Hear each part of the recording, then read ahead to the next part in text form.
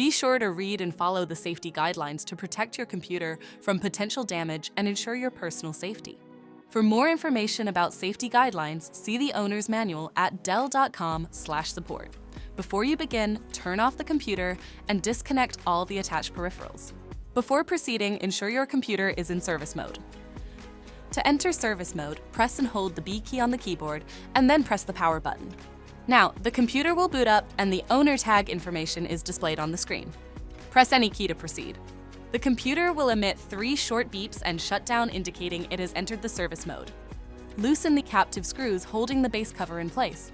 Using a plastic scribe, pry the base cover from the palm rest assembly, starting at the top edge and working your way around to release it from all sides.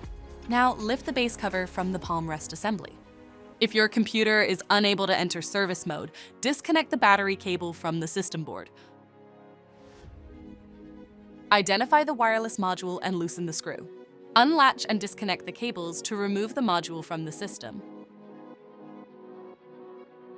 To reinstall the wireless module, place it back in the system and reconnect the cables.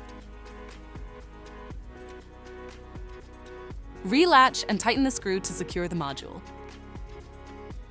If the battery cable was disconnected earlier, make sure to reconnect it to the system board. Next, align the base cover with the palm rest assembly and gently place it into position. Tighten all required screws to secure the base cover in place. To exit service mode, connect the AC adapter and press the power button. Please note, the system will only power on and exit service mode if the adapter is connected.